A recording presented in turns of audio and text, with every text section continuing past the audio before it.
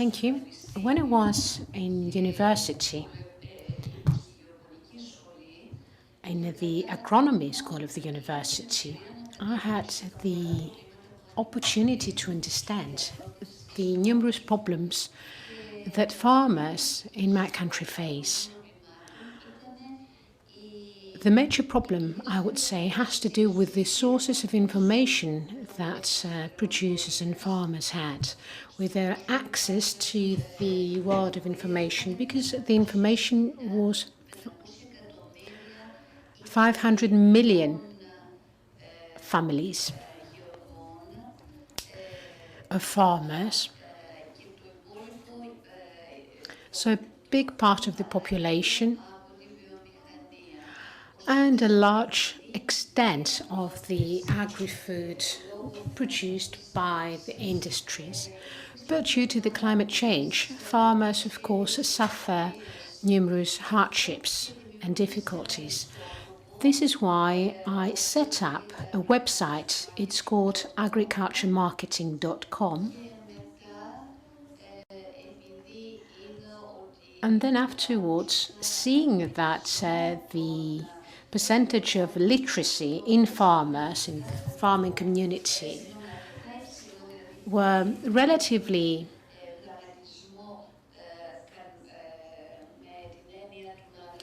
high,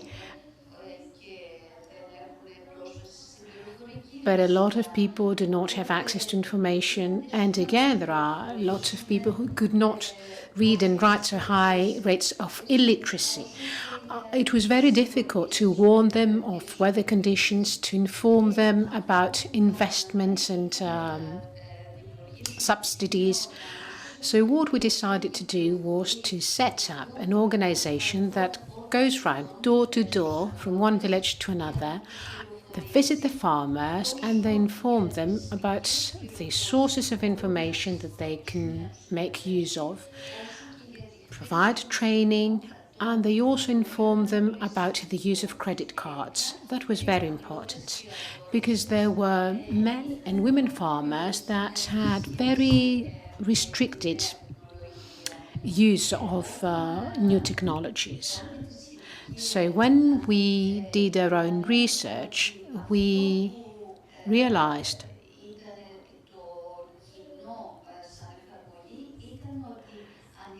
that they were copying one another.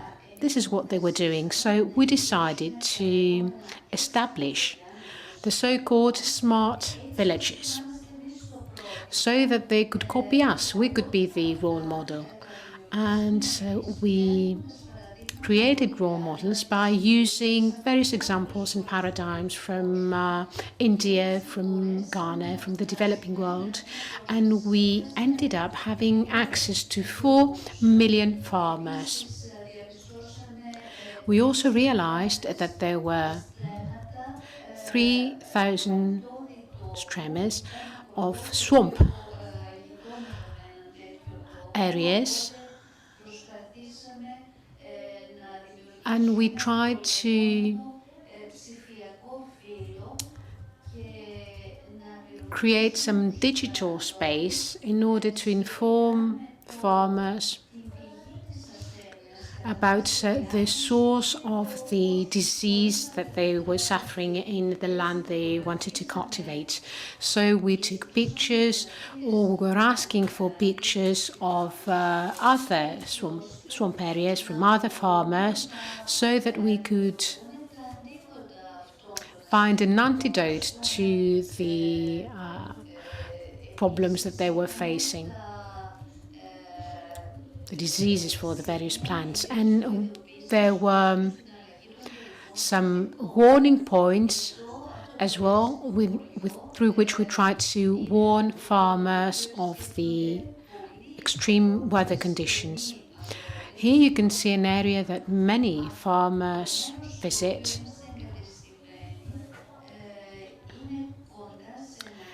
This is established very close to one of the smart villages.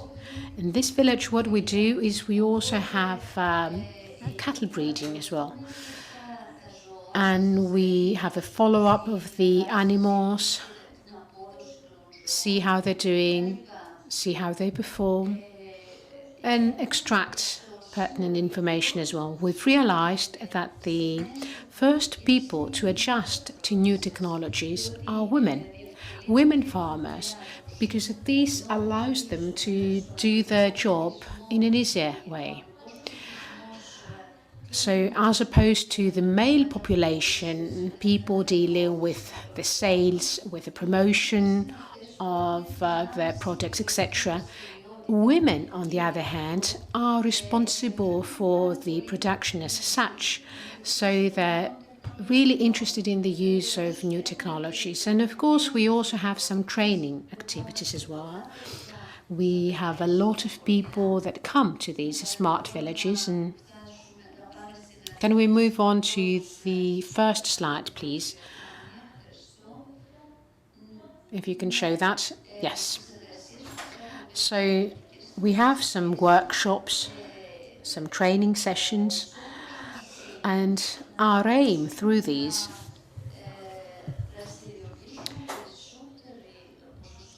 is to make a larger part of the population get involved, be involved in the agricultural sector.